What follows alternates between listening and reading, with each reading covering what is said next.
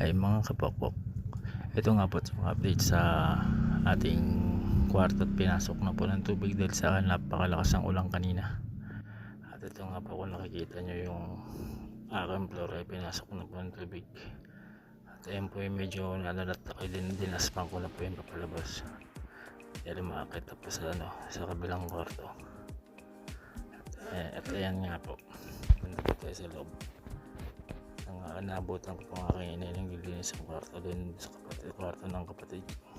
Hindi pinasok din po yung tubig. Ayan po. Ayan po, isa po yung naglilinis ay lasing pa po niyan.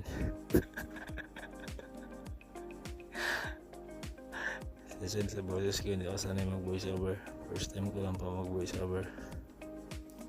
Ayan. Walis yung walis pa. Dahil nga po, may inabot sa kanya na pampaswerte yung porcelas po ni Senki. Binigay ko sa kanya. Ay sabang labang siya naglilinis, kinukulit ko rin po.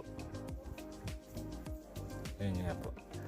Siyempre ito po yung resulta ng after ng ulan. Siyempre kasama na rin dito yung house tour.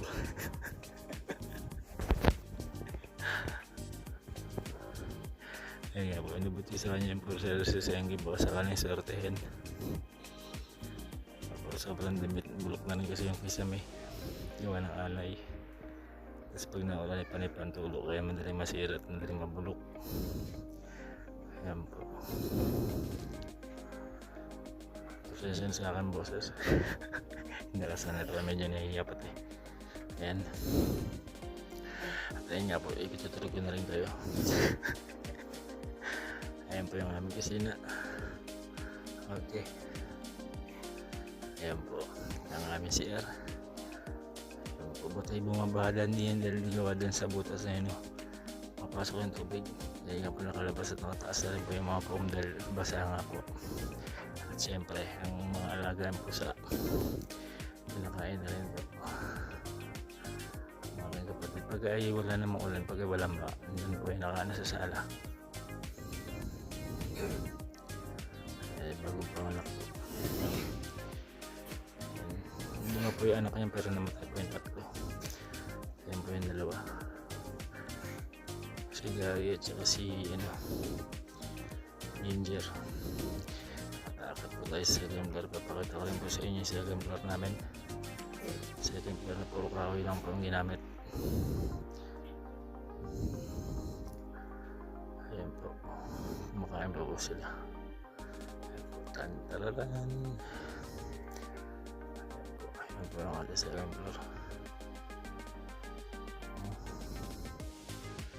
Ayan po yung speaker na gawa lang po. Personalized po yan. Ang aking ama. May nakaharang at di ko rin matanggal. Dahil nga po yung naulan pa diyan. Ayan. Ayan po meron po diyang 6 na kwarto pero wala pa pong nakatira. Sa mga kapatid ko rin naman po yan. Ayan nyo na po. Ayan po ang baba ng aming bahay. Ayan po ang aking kapatid. Pinsang lalaki.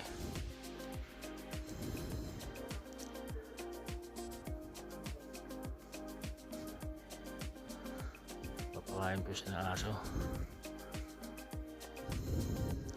Yun naman po, ako ay nag-upload din ng videos kaya lang para maano ba, makuha ko yung requirements sa Facebook na monetize.